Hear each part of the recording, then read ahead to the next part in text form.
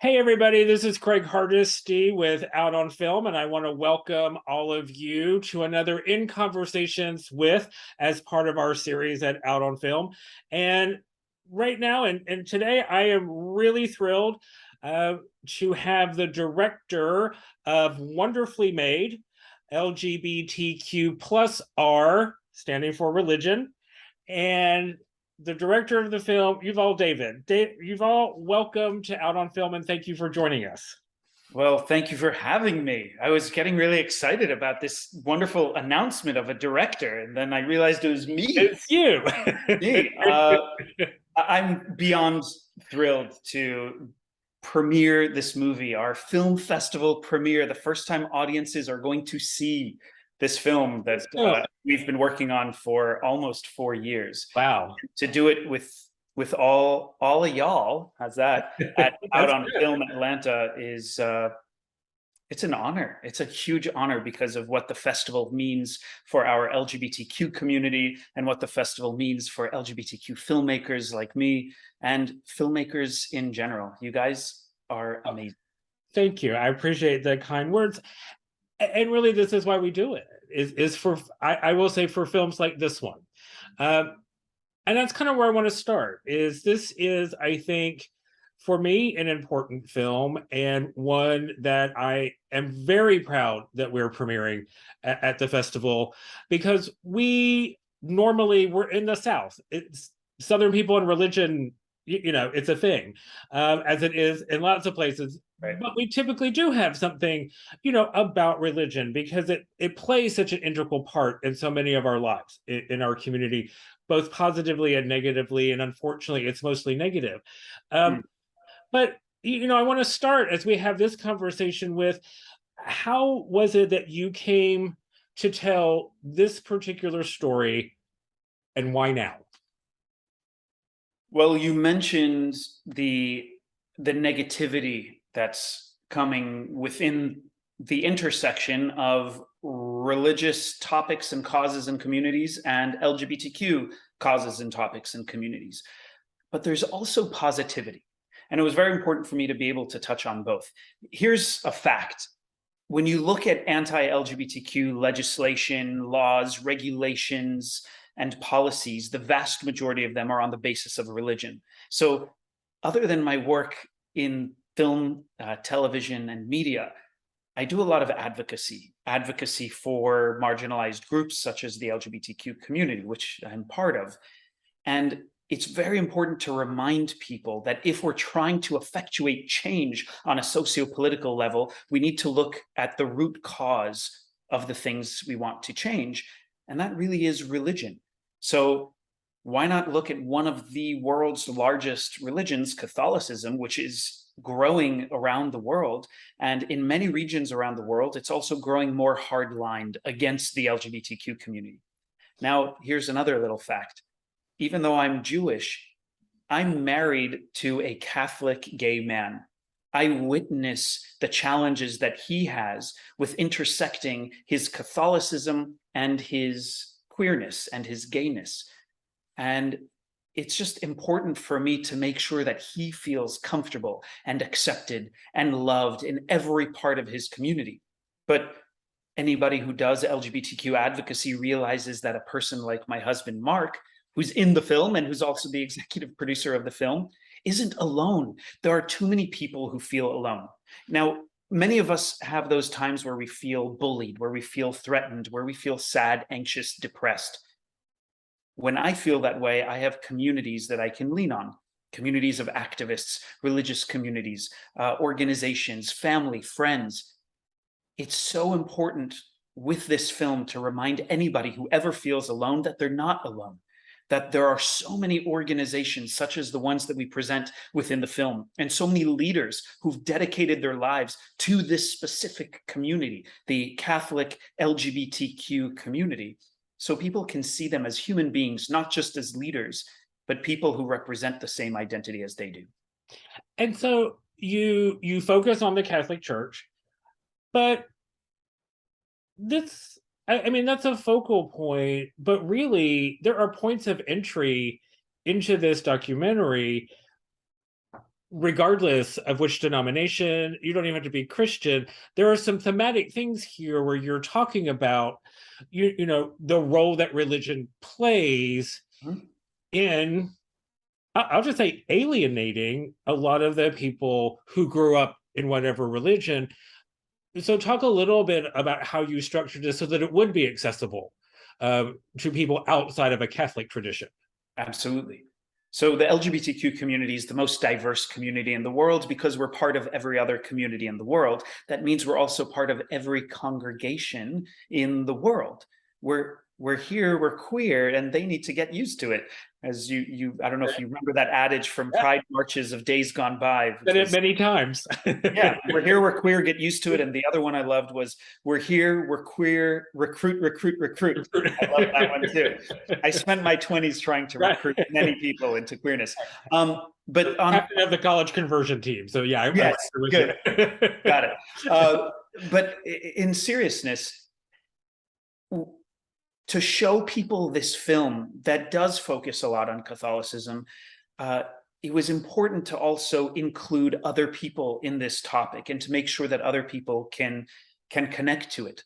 When, as a director, I love going to the heart of the issues, but also to the heart of the interviewees or the actors when I have them, to show the humanity that other people can resonate with. So audiences that aren't Catholic, that maybe are a different denomination of Christianity or denominations of Judaism or Islam or any of the other world religions, when they can resonate with those who are challenged by that intersectionality of religious and LGBTQ identity, that means that they're included even in this film. And that's why we have the title LGBTQ+R, where the R stands for religion. In the alphabet soup of our LGBTQ community, we keep including and adding more. And I don't know what our acronym is going to become someday, but we're a movement that's all about acceptance and inclusion. So the message isn't only to those who are religious and LGBTQ, and mind you, it's LGBTQ+, the right. plus, which stands for allyship. Everything. But it's also for the LGBTQ communities to accept those of us who do have faith. For example, from my own experiences, there were times that I said, oh, I went to synagogue last night and people looked at me funny. And I've heard the same things from people who said, oh, I went to church yesterday or church for mass, and people within the LGBTQ community looked at them funny. But if I would have said, oh, I went bar hopping last night, or met someone on one of the apps, people would look at it as totally normal. Right. So while the LGBTQ community is seeking acceptance, we also must accept others, especially those within our own community. And that's something else that I really wanted to touch on within this film. Well, and I think that's one of the things that does happen. You know, like your husband, I grew up Catholic, clergy in my family. But, so many of us view or experience religion, it becomes binary. It's either you acquiesce or you leave. And I think one of the things that you've done in this film, which I think you do really quite well, is it's critical of the church, as it should be. It's not a good old-fashioned church bashing, but it's really exploring people who still want their faith and still want their church, and they want a place in that church. Did you know that that's where this was going, that this was more of an exploration of how people still want that place? Based on the first people we found and selected to be interviewees, we already knew that they explored this specific intersection and having their place, and also advocate as activists on behalf of this specific topic. So we knew that we were getting people who represented that. But as the film continued to grow, because the original plan was for this to be a 10-minute short film about the creation of an art project. Okay. And it just kept growing and becoming a bigger project because I was hearing these stories from people.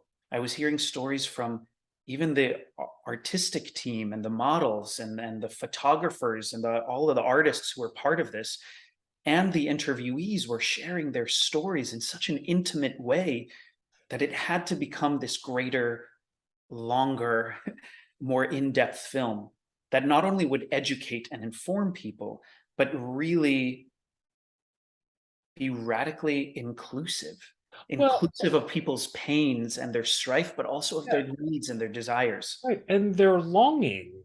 and their longing. They're longing for a place, you know, that they don't want to give up. And that's, I think, what was so powerful.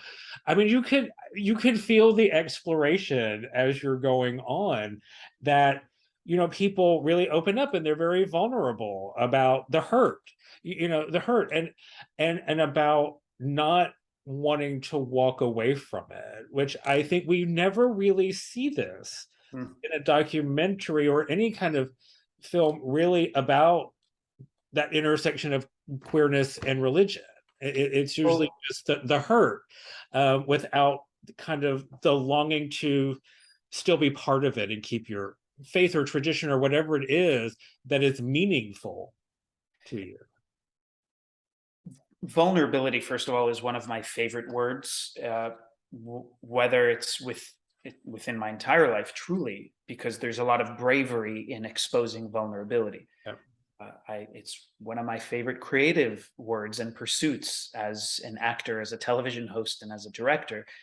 And when interviewing these leaders, people who are so prominent, I didn't only want to show their strength and their great achievements and their successes, which I'd need an entire documentary all about that. I needed to show their vulnerability. So people would see these pioneering nuns and priests and organizational leaders and people who went quite far to help themselves and their communities. I needed to show their vulnerability so audiences can connect to them person to person, human to human, Right. see their truth, and not only see them for their careers and their achievements and what they do speaking around the world, or being an ambassador to the Vatican, Right. or being a spokesperson for organizations and churches. And I wanted to show them as human beings. And throughout this whole process, I lived and continue to live with one of those human beings, and that's my husband. I got to see his thoughtfulness and his mindfulness and the pains and the discomfort that he had. Now, as a director and as a filmmaker, I love to show discomfort because it's compelling. I mean, Right. it's something that we connect to. So it was a process of manipulation, really, which, by the way, manipulation is one of my favorite words. I'm telling you all my favorite words on this interview. In our country, we tend to look at it with a negative connotation, but the Right. truth is, our personal trainers manipulate us, our parents, our children manipulate us, our lovers, our partners, our spouses, our bosses, our employees, right? There are all kinds of different ways. And as a director, to listen and receive what the people are saying and what they're doing, especially when the camera isn't rolling. Oh, I felt like I was a hunter-gatherer of information. And one of my favorite things to do is to not ask the questions that they expect, Right. to throw them off a bit. And because my sets have to be not just a safe space, but a brave space, which I feel Right. like I say that 1,000 times, and my husband now rolls his eyes every time I say safe space and brave space, because I say it just about every day. Goddess bless him, he's used to hearing me say this stuff. Right. But to allow them to really think about something in a different way, or respond to a question in a different way than they might not in their usual speaking engagements. Now, here's something else that's actually very interesting. The collection of interviewees in this film are not usually seen all together. They're not usually seen all together on the same panels, oftentimes not even at the same conferences and Right. events. So to bring them together was also very important for me. So no matter what an audience member's opinion might be, there will be somebody there that they could resonate with. There's that, and there's also one of the things that I found compelling, particularly when you're interviewing clergy, the priests and the nuns, like Jim Martin and Sister Jean, and people who really kind of take us back, those of us who grew up in particularly a Catholic church, which vocation is based on a life of sacrifice and service. Right.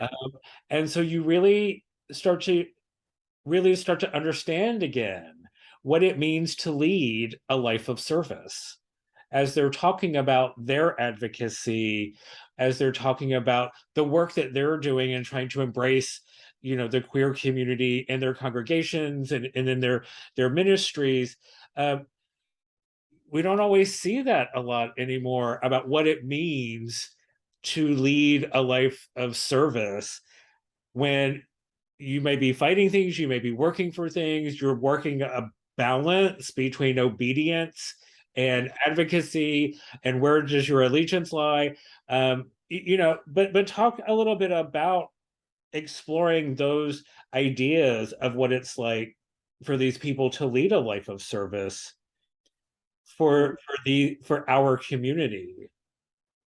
Leading a life of service for our community is a necessary position.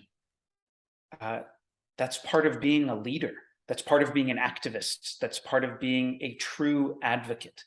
And yes, it's inspiring. It's inspiring for so many of us. And there are many people who require a leader who leads a life of service. I mean, we see that even in politics. We see that in nonprofit organizations. You need to have somebody who's dedicating their lives for the cause. That is heroic. It is beyond heroic, because as part of being a leader, you're giving up a lot of your own creature comforts, because you need to represent people and you need to be there for people when they are in need. And you have to be the front line. You have to be part of the front line, not the commander who's back in the tent as the soldiers are going out into the front lines. These people are the front lines. And the amount of life that they have lived, so to speak, which means the ups and the downs, the joys and the hardships, they've experienced them and they keep moving forward. And I think that there's something very inspiring in that, because life is hard. You know what? Life can suck a lot for a lot of people. But when we get to talk to people who've made it through and been challenged by things and kept moving forward, that's inspiring for all of us. And I think that's why this film specifically and the interviewees can also resonate with people who aren't only Catholic. It's why it resonated for me. Since I'm not Catholic, yet I'm the director of this film, it was very important for me to take all of these different people and all of these different themes and just create a platform on which they could dance and they could share their stories, because it was about them. I'm just the glue that brings it together creatively. So talking about creatively, let's talk about, so yes, this is a documentary that explores, the church's stance on, LGBTQ plus, issues, and talks, the interviewees who are talking about their work in trying to change those teachings and attitudes. But also this is structured around, as you indicated earlier, a fine art project, where you are bringing together a photo exhibit based on traditional religious Catholic iconography. So talk a little bit about how you weave this project in through the narrative of the documentary. The whole documentary, this whole project, started as an art project. It started because I noticed my husband searching online for an image that represented him as a Catholic LGBTQ man. And he was really struggling to find something that spoke to him. He was finding images from people at pride marches. He found people in costumes, and he found also things that were very erotic, homoerotic, but he didn't quite find something that connected to the iconography that he was used to seeing on the walls of churches and cathedrals. So I said to him, hey, why don't we just create it? I mean, you're married to a creative, Right. let me help you and create this. And while doing that, I was saying, well, you can't be the only one who's looking for this. From all of my advocacy work, I know that there are other people who could use this as well. So then Mark started to speak to some of the different clergy that he knows, and some of the different people who are interviewed in the film.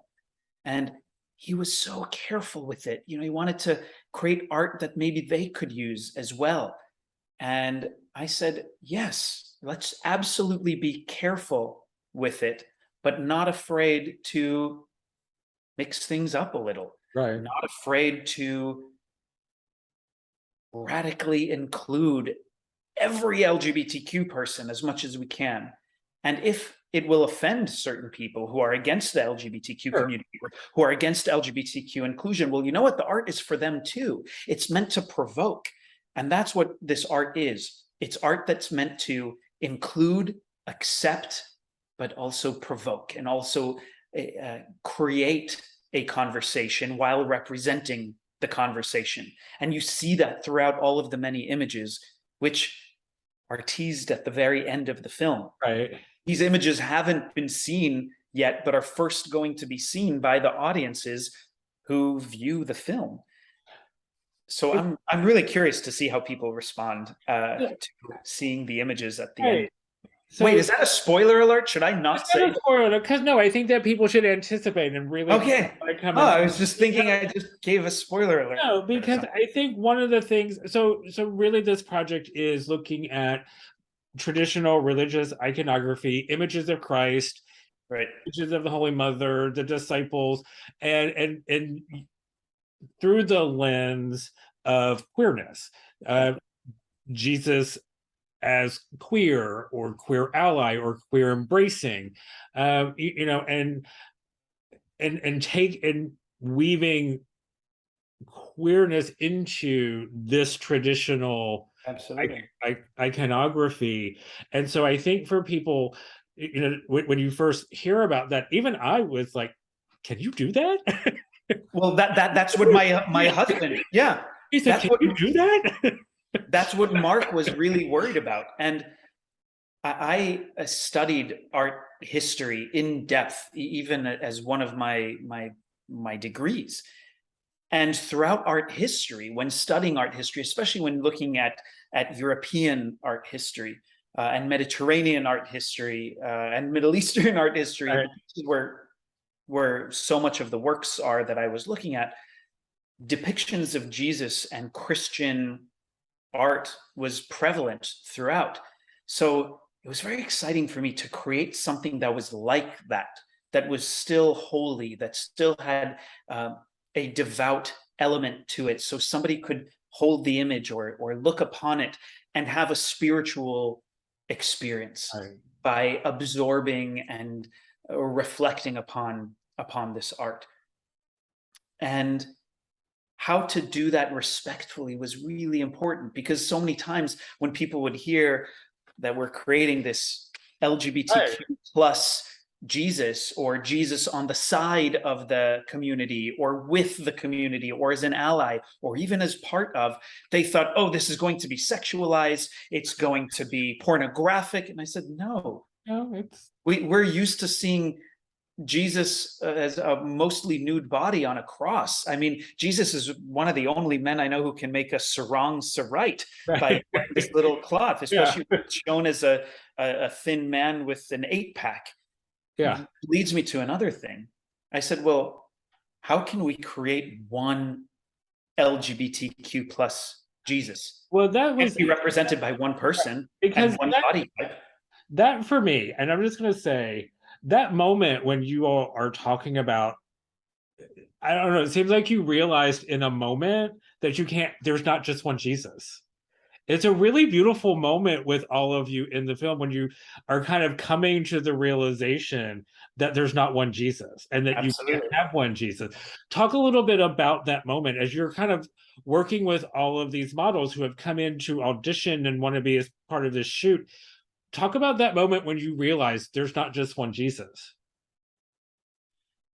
It started by us putting out a casting call looking for an ethnically ambiguous Jesus. So I said, okay, if we're going to be challenged by casting one person, let's see if we can find one person who can appear to be multiple different ethnicities.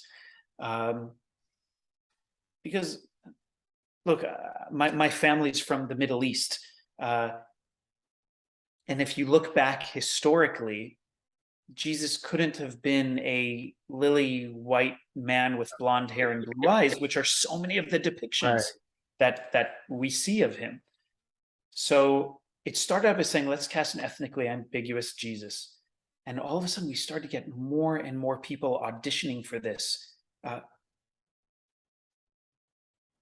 Lesbian, gay, bi, trans, queer, non-binary, female presenting, male presenting, cisgendered, different body types. And it was this absolutely amazing experience. It was an aha moment where we realized we cannot cast one person. How can one person represent the entire LGBTQIA+ community? And it had to be multiple models, letting each one of them tell their own story.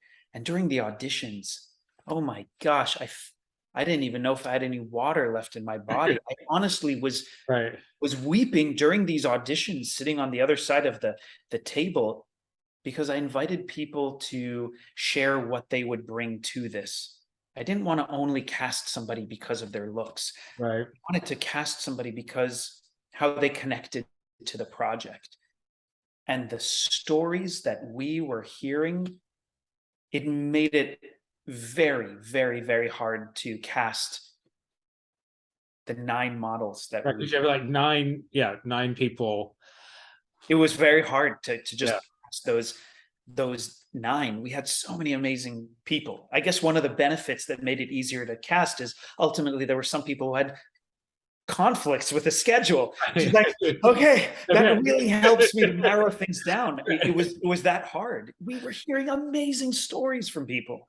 Well, and that's what I wanted to ask you about, because one of the things that comes through during the photo shoots, and especially as you're getting closer to the end and you're really kind of taking the final photographs that are going to be part of this collection and montage, is that their journey through this process, you can see on all 9 of them that this became very deeply personal and deeply moving for their own participation. And maybe even some hesitation. I think some of them were like, can we really do this? And then as everybody embraces it, there are such moments, you can see it on their faces, that it's deeply moving. And then I will give a little bit of a spoiler, just ultimately so joyous. Yeah. I mean, you experience that with each one of them. Talk about what it was like to be part of their process and their journey through this. I'm honored.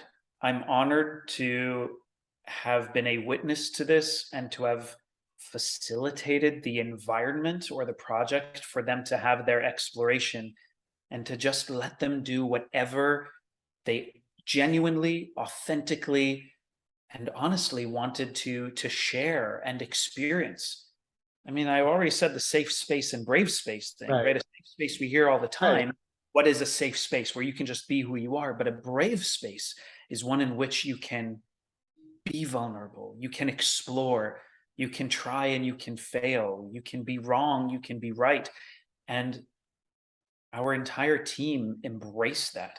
I mean, the amount of tears and laughter that we experienced on set, and the amount of self-exploration that was happening on set with the models, with our photographer and her team, and with the wardrobe team and the costume team and the makeup team. even with our post-production team, people were really thinking about what the story was, but what it meant for them and how it affected them.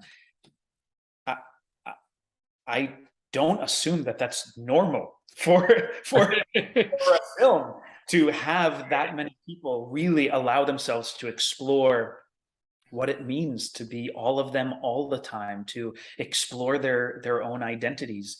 And even after we finished the film this summer, we still have been getting messages from people who let us know how much change they went through, inspired by being part of this project, and how much it meant to them, and how thankful they were to me and to my husband Mark for including them. And our answers are always like, we're thankful for you having shared yourself and your stories and your authentic life journey with us, because those stories shaped the film. All that did was give me more information to do more than a short 10-minute documentary and 95-minute documentary.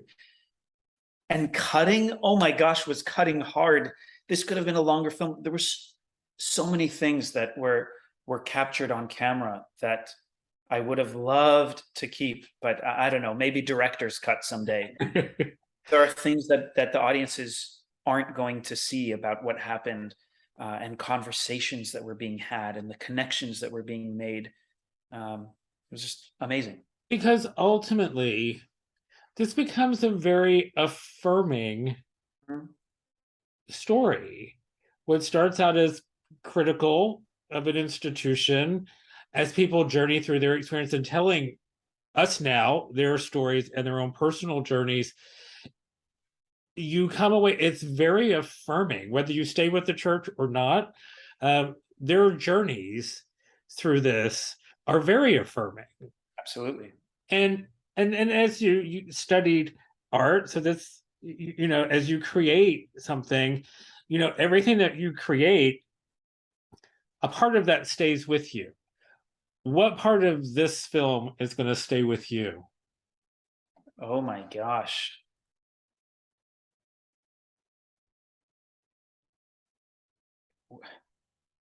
It's going to be the longest answer ever.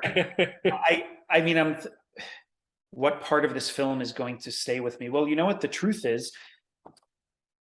Firstly, from a purely technical perspective, I became a better director while working on this project. I became a better interviewer while directing this project and interviewing the many people.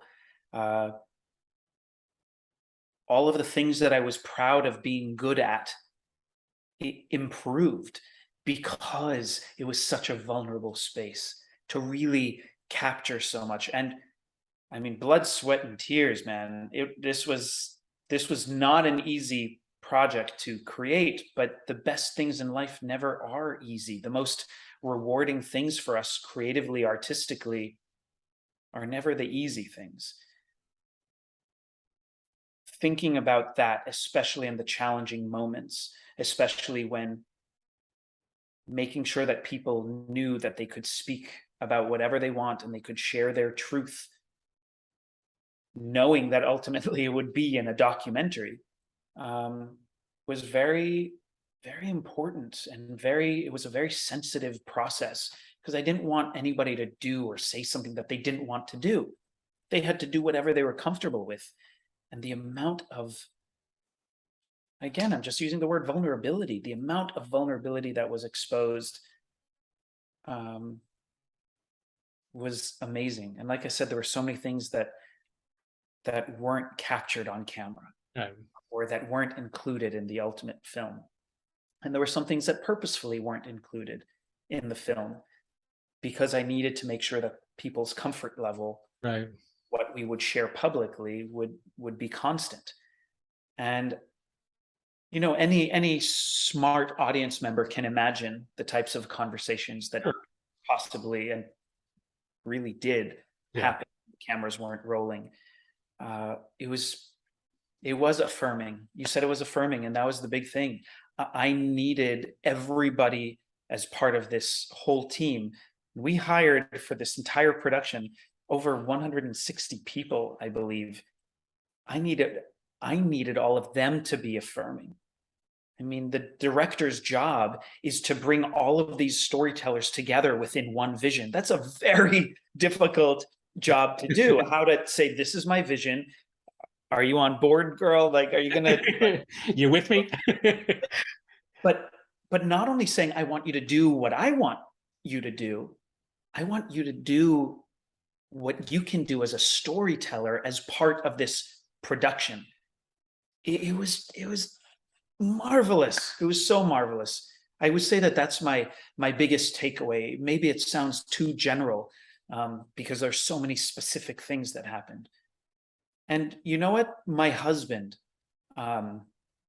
also had a deep exploration while doing this project, and he was very challenged and continues to be very challenged by it, because I mean, that's why I had to include him as one of the interviewees, because I was seeing what he was going through. And I told him, I said, Mark, I know you're the executive producer, and you've helped create this concept with me, but I need to interview you, not as a person who always comes off as strong, because he, with his own socialization process, thinks oftentimes that he needs to be the strong one for everybody.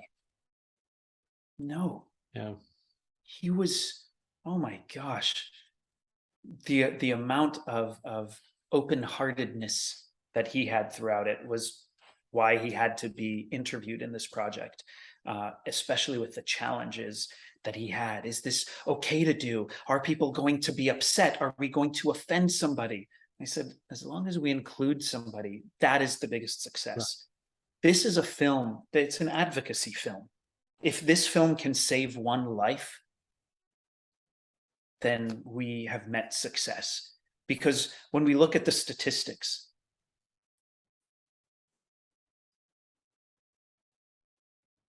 they are. I mean, we know are horrible. When we look at the rate of the high rate of anxiety, stress, depression, and suicide amongst LGBTQ youth, which is much higher than the percentages of straight youth. The amount of homelessness amongst youth, but also the amount of trauma that LGBTQ adults face, not only from their youth, but within their adult lives. This is a film that has to be radically affirming, saying, you know what, you are okay. How are you? Who are you? What are you? That's wonderful. That's more than okay. You are wonderfully made. And that's how we got the title. And that's where we are. So, Yuval, I think that is a beautiful place to come to a conclusion for our conversation. I want to thank you for joining us tonight. I want to thank Mark, your husband, for joining you in this journey, and for all of you associated with the production for sharing stories and your time and your craft to bring it to our audiences at Out on Film, and hopefully other queer film festivals as you embark on this journey of presenting this film to the community. We're very proud to have it premiered Out on Film on Saturday, September the 24th. I think that everybody should come out and see this film and experience it on a big screen. So Mark, I want to thank you very much. And I want to thank all of you watching for joining us for Out on Film Conversations, where we bring you the very best in queer cinema and conversations with queer artists who are instrumental in bringing stories and art to our entire community. So thank you all. Thank you.